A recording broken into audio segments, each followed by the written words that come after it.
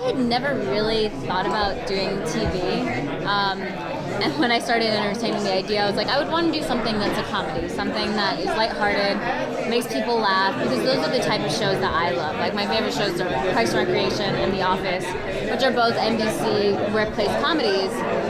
So I knew that they know what they're doing, and the fact that this was falling under the same umbrella, I was like, it's going to be something that I would like to watch, which means I should probably do it.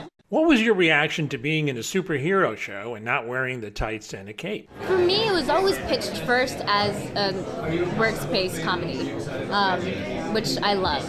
Like I said, my favorite shows are that. But the fact that it's taking on a whole new perspective in the world of superheroes, I thought was so smart, because whenever we see superheroes in a film, it's like all the spotlight is on them entirely.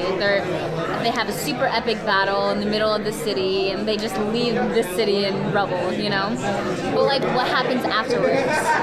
What is the aftermath of that? And that's what we get to explore. We get to be the people living in the world full of superheroes and villains, picking up after them because we work for an insurance company, and trying to find like our own strength as a person living in a world full of these people who are just bigger than life, which makes you feel even smaller. How much latitude did you have in getting to know the DC universe? I mean, I definitely have a lot of work cut out ahead of me, because my character is the head of claims, so she's dealing with the superheroes on a daily basis, not them personally, but with their actions. And how it affects other people. So I did not grow up a big like comic book person. I was like the girl in the dance studio doing ballet, not really reading comics. So yeah, I definitely have some homework cut out for me. What did you like about her to join this series? It's really funny because when I first read the script, my character was way more timid, very observant, kind of meek. And we did our table read, and I think they thought, why are we making her play this character when she is like this other part of her that I don't necessarily see personally, but I guess it's the feisty side, the side that's got a bit more grit and balls. So they wrote that in, so it changed drastically from what it was originally to where it is now.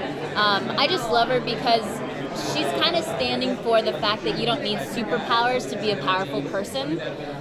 So she's figuring her way out through life, stumbling through, but you get to see her do it with like a bunch of really funny people as well.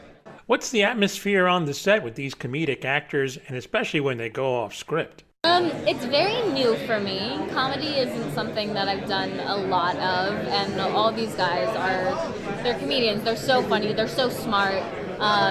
So I don't know, I've put my feet in the water, I've dipped in there a little bit. I'm sure it's going to continue to happen more and more. But it's great when you have people who are so quick right there next to you. What is the mundane side for you about being in Hollywood? Everyday, boring stuff. I mean, I think that I hide a lot more than you probably do. Just because you can walk down the street and like frolic if you want, and no one is going to think twice. I frolic a lot. But when I frolic, it draws so much attention, and then people want something from you. Which is great because they're fans and I appreciate the support, but I end up hiding a lot in hotel rooms or at home, or yeah. I don't see the sun as much. Yeah, it's really fun. It's really cool, just like filming it and then seeing it come together, and I was like, oh wow, so that's what that looks like.